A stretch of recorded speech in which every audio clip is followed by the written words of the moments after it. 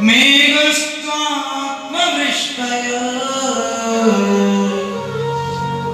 देवी वर्षन्ति भूतानि लीनं जीवनं पया। भगवान ने पूछा नंदरानी यशोदा से, मां आज इतने पकवान क्यों बनाए जा रहे हैं? दिवाली के अगले दिन गोवर्धन पूजा होती है। आज सुबह कन्हैया जब उठे तो कन्हैया की नाक में पकवानों की सुगंध आई। कन्हैया सीधे रसोई में, मैया ने कहीं नहाए ना धोए ना आया रसोई से आ गया। मैया ने तो भगा दिया। कन्हैया सीधे पूछे बाबा के पास, बाबा ये ब्रज में सब इतने पकवान क्यों बना रहे हैं, क्या बात है? बाबा नंद ने समझाया, बेटा हम सब ब्रजवासी साल में एक बार इंद्र की पूजा करते हैं। क्यों करते हैं बाबा? अरे इंद्र प्रसन्न होता है तो वृष्टि करता है, फिर उस वर्षा के जल से हरी घास होती है, उसको गैया खाने, फिर दूध हो, उसी से हमारा पालन होता है बेटा। इसलिए हम इंद्र की पूजा करते हैं। भगवान ने बाबानंद को समझाया, बाबा इंद्र का काम है वर्षा करना, वो करेगा। आप इसलिए इंद्र की पूजा करते हो कि इंद्र वर्षा करे, तो बाबा ऐसा नहीं होना चाहिए। वो उसका काम है, उसने करनी करनी। इंद्र हमको सुखी करेगा, इंद्र हमको दुखी करेगा, बाबा इस बात से बचना चाहिए। कोई ना काऊ सुख दुख कर दाता, निज कृत कर्म भोग सब भ्राता। कोई किसी को सुखी नहीं कर सकता, कोई किसी को दुखी नहीं कर सकता। व्यक्ति अपने कर्मों से सुखी होता है, अपने कर्मों से दुखी होता है। बाबा इंद्र तो जल बरसाएगा ही बरसाएगा, उसमें बात नहीं है। इंद्र की पूजा का विरोध नहीं है पिताजी, पर हाँ हम इंद्र की पूजा इसलिए करें कि वो वर्षा करे, ये गलत है। बाबा मैं तो कहता हूं इंद्र की पूजा ना करके हमको गोवर्धन की पूजा करनी है। गिरिराज महाराज की पूजा करो, वो साक्षात देव है, साक्षात देव है। ब्रज में आज भी अगर कोई 4 चीजें हैं कृष्ण के समय की, उनमें से श्री गोवर्धन नाथ है। बाकी सब हम जो वृंदावन देखते हैं वो तो अब का आधुनिक है। श्री बिहारी जी 500 वर्ष पूर्व है, राधा वल्लभ, राधा रमण, सेवा कुंज वाले मदन मोहन जी, ये सब कलयुग में प्रकट हुए हैं। परंतु द्वापर युग में श्री कृष्ण के समय के अगर कोई है तो मेरे केवल गोवर्धन नाथ है, श्री गिरिराज महाराज। जिनको मेरे गोविंद ने अपनी कनिष्ठता पे उठाया है। बाबा हम सब गोवर्धन की पूजा करेंगे। ये गोवर्धन कौन है मालूम आपको? द्रोणगिरी का पुत्र है। हिमालय की कंदराओं में पर्वत श्रृंखला द्रोणगिरी, उनका पुत्र है गोवर्धन। पुलस्त ऋषि एक बार भ्रमण कर रहे थे, गोवर्धन को देखा, मन आ गया गोवर्धन के ऊपर और कहने लगे, गोवर्धन तू चल मेरे साथ काशी चल, मैं तुझे काशी लेके चलता हूं। गोवर्धन मना करता। पुलस्त ऋषि ने बहुत समझाया, काशी में बड़े बड़े महात्मा महात्मा तेरे ऊपर भजन करेंगे, तेरा जीवन धन्य हो जाएगा। गोवर्धन तू चल, तू काशी चल। गोवर्धन हिमालय की कंदरा को छोड़ने को तैयार न था। द्रोण के पास पुलस्त ऋषि गए और कहने लगे, अपने गोवर्धन को मेरे संग भेज दो। द्रोण उनकी आज्ञा को टाल ना पाया। बेटा को कहा बेटा इनकी सेवा में अब तो अपना जीवन लगा दे। गोवर्धन ने पुरुष ऋषि को कहा मैं आपके संग चलूंगा तो पर जहां भी रास्ते में मुझे रख दोगे फिर उठूंगा नहीं। पुरुष ऋषि लेकर के गोवर्धन को चले। बोलो राज महाराज की। गोवर्धन को लेकर के चले हैं। ध्यान दीजिए जैसे ही भूमि आई, जैसे ही वृंदावन की भूमि आई, गोवर्धन प्रसन्न होने लगा। मन ही मन उसको याद आने लगी, अरे इस धरा पर तो मेरी किशोरी जी राधा रानी जन्मी थी। ये तो वही धरा है जहां पर कन्हैया का अवतार होगा। सोई इतने में पुरुष ऋषि की मति भ्रम हुई, लघु शंका का वेग आया और पुरुष ऋषि ने गोवर्धन को नीचे रख दिया। लघु शंका इत्यादि से निवृत्त होकर के जैसे ही आए गोवर्धन को उठाने लगे। गोवर्धन को उठाने लगे। गोवर्धन कहने लगा मेरी शर्त थी अगर रख दिया तो बोलो उठूंगा नहीं। अब नहीं उठूंगा। पुरुष ऋषि क्रोध करने लगे, अरे संत की आज्ञा का उल्लंघन करता है। जैसे कैसे करके तेरे पिताजी से तुझे लेकर के आया, अब तू जाने को मना करता है। तू मेरे क्रोध को नहीं जानता गोवर्धन। गोवर्धन कहने लगा आप चाहे कुछ कर लो, इस भूमि को छोड़ने नहीं चाहूंगा। अब आपने रख लिया, अब मैं अपनी बात से नहीं हटूंगा। पुरुष ऋषि ने क्रोध के आवेग में गोवर्धन को श्राप दे दिया। गोवर्धन तू संत की आज्ञा का उल्लंघन करता है, वो क्या करता है, जा मैं तुझे श्राप देता हूं, तू तिल तिल करके कम होता चला जा। आज भी गोवर्धन तिल तिल कम हो रहे हैं। श्रीमद् भागवत जी में वर्णन आता है गोवर्धन की ऊंचाई इतनी ऊंचाई थी, बरसाना तक इनकी छाया जाती थी, बरसाना तक छाया जाती थी। और इस भारत से गंगा, गीता, गाय और गोवर्धन जिस दिन समाप्त हो जाएगा, प्रलय हो जाएगा, उस दिन समझना घोर कलयुग आ जाएगा।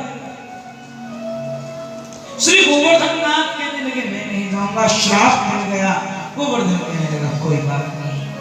कुछ समय के बाद संतों को लगा कि अरे नहीं मेरे से बड़ी भारी गलती हो गई है, ऐसा मैंने नहीं करना था, इसका क्या दोष। उसी समय गोवर्धन से क्षमा मांगते हुए पुरुष ऋषि कहने लगे गोवर्धन मैंने श्राप दे दिया, वो तो वापस नहीं हो सकता, पर हाँ मैं तुझे वरदान देता हूं,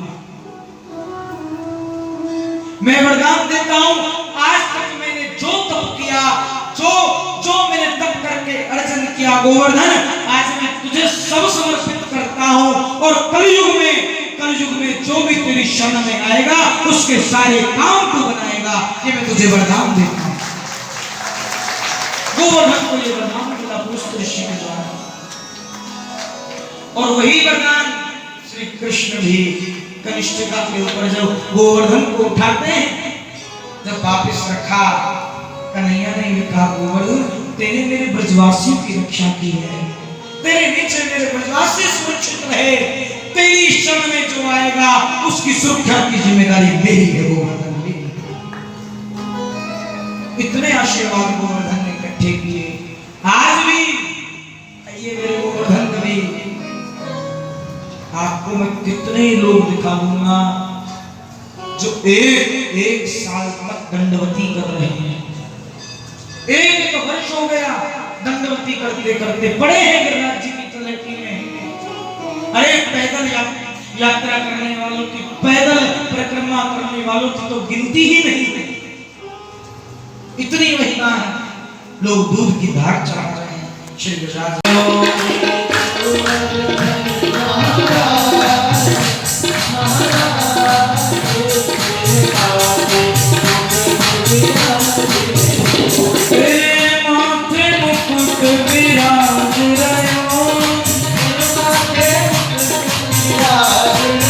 मेरा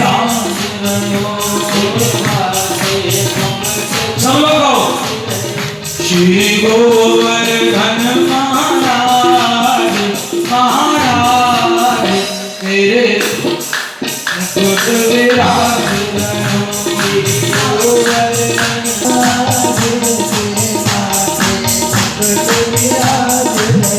ताली बजाओ सब लोग। गोवर्धन नाथ की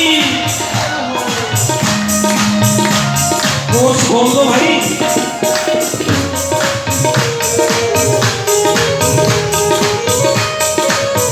ध्यान धन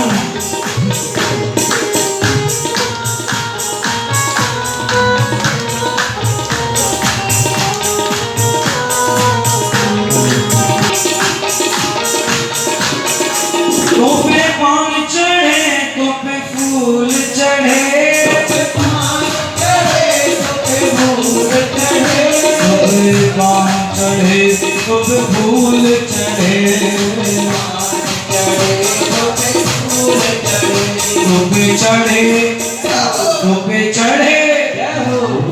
चढ़े दूध की धार हो धार तेरे माथे मुकुट विराज महाराज तेरे माथे मुकुट विराज राज भवन प्रभु तेरी शरण राज भवन प्रभु तेरी शरण राज भवन प्रभु तेरी शरण।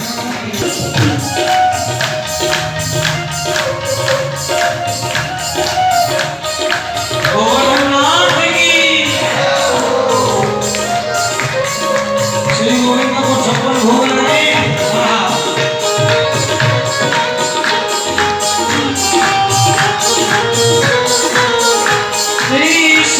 कोष की परिक्रमा तेरी सात कोष की परिक्रमा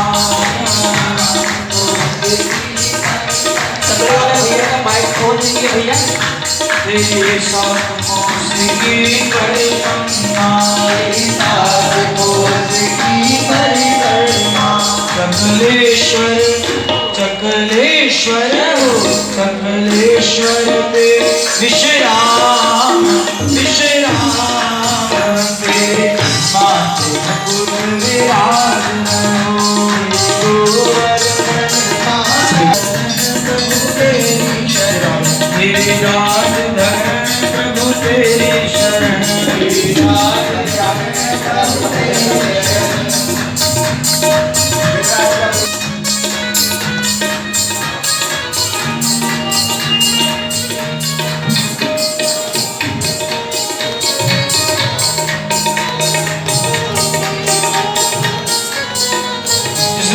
महाराज को भोग लगाना हो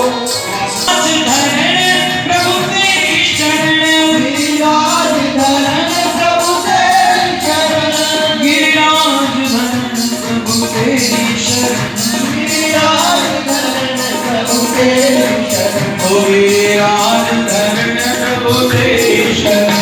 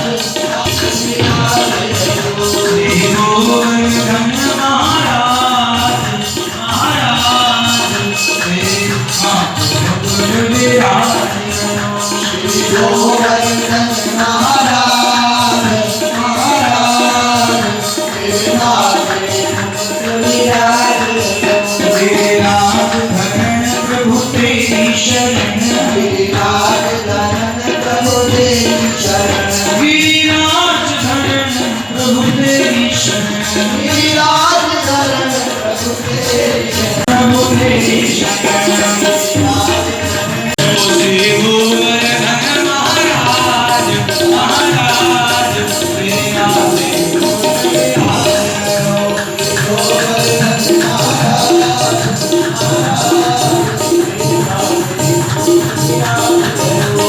हरि बोल हरि बोल हरि हरि बोल।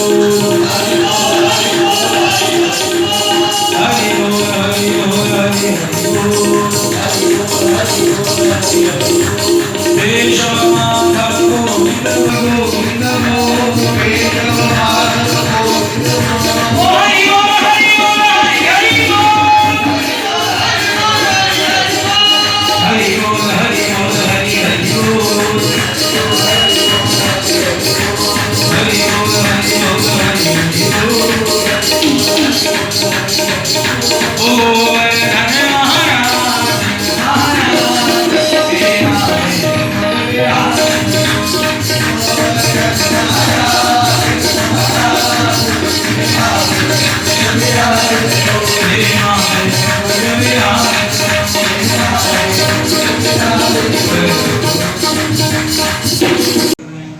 ऐसे ऐसे संत, ऐसे ऐसे रसिक महापुरुष हैं। 1008 आंदवती बता रहे हैं। कितनी? 1008, लगभग 12 साल में पूरी होती है। वहीं बड़े कैसे करते हैं मतलब 1000 के राज्य के उन पत्थरों को अपने सामने रखते हैं। जैसे हम पुशअप लगाते हैं, ऐसे 1008 बार एक पूरा होता है। उसमें लगभग 3 से 4 घंटा लग जाता है। ऐसे ही एक एक कदम आगे बढ़ के चले जाते हैं। गिरिराज महाराज किस प्रकार दंडवती पूर्ण करते हैं। गिरिराज महाराज की ऐसी महिमा है। आज समस्त ब्रजवासियों को संबोधित करते हुए मेरे गोविंद ने सब ब्रजवासियों से कहा, ब्रजवासियों हम सब गोवर्धन की पूजा करेंगे। सब ब्रजवासी ने जो पकवान बनाया था ब्रज गोपियों ने, जो इंद्र के लिए बनाया हुआ था, सबको बैलगाड़ियों में भर के गोकुल से नंदगाम से गोवर्धन की ओर जा रहे हैं और जाकर के श्री गिरिराज महाराज का पूजन करते हैं। यमुना जी श्री गोवर्धन नाथ का स्नान करवाते हैं। ब्रजवासी थक गए, अब कहां गोवर्धन कहां यमुना जी। सुबह से शाम हो गई, गिरिराज महाराज के पैर भी गीले नहीं हुए। ब्रजवासी थक गए, अरे लाला जी तेरे कैसो देखता ताकि तुम्हें पानों के लिए ना भाई। भगवान कहने लगे चिंता मत करो, चिंता मत करो। मेरे गोविंद ने इसी समय मन से गंगा को प्रकट किया और मानसी गंगा प्रकट हो गई। बोलो मानसी गंगा की ना। गंगा वहीं प्रकट। मेरे ब्रज में सब तीर्थ हैं। बद्रीनाथ वहां, केदारनाथ वहां, गंगा जी वहां, यमुना जी वहां, सब नदियां वहां, सब तीर्थ ब्रज में मिलेंगे। पुष्कर वाला जो ब्रह्मा जी का मंदिर बताते हैं एक है, मेरे ब्रज में ब्रह्मा का मंदिर भी मिलेगा। मेरे ब्रज में ब्रह्मा का मंदिर भी मिलेगा। चौमुहा जगह है, चौमुहा। आप उसी हाईवे पे चंडीगढ़ से पहले चौमुहा जगह आती है, ब्रह्मा जी का मंदिर वहां। सब तीर्थ ब्रज में मिलेंगे। नंदरानी यशोदा और बाबा नंद को श्री कृष्ण ने सब तीर्थों की यात्रा ब्रज में करा दी। इसलिए अगर कोई सब तीर्थों को ना कर सके, ब्रज 84 कोस की यात्रा कर लेता है, उसके सारे तीर्थ हो जाते हैं, सारे तीर्थ हो जाते हैं। इसलिए 84 कोस यात्रा का महत्व। 84 कोस यात्रा कहीं संत तो कहते हैं 84 लाख योनियों से भी मुक्त कर देती है। 84 लाख योनियों से श्री गोवर्धन नाथ का पूजन कर रहे हैं। श्री कृष्ण भगवान ब्रजवासियों के संग हम और आप सब भी अगर हमारा भाव श्री गोवर्धन नाथ के संग जुड़ा है, गिरिराज महाराज के संग जुड़ा है, तो आज आप जिस भी कामना से श्री गोवर्धन नाथ को प्रणाम करोगे, निश्चित रूप से आपकी वो कामना पूर्ण होगी, ऐसा मुझे विश्वास है। क्योंकि मेरे गोवर्धन नाथ ने सबको दिया है, पटियाला वालों आपको भी देंगे, इसमें कोई दो राय नहीं है। हम और आप सब श्री गोवर्धन नाथ का अपने मन से वचन से ध्यान करते हुए गिरिराज महाराज का पूजन करेंगे। मैं चाहूंगा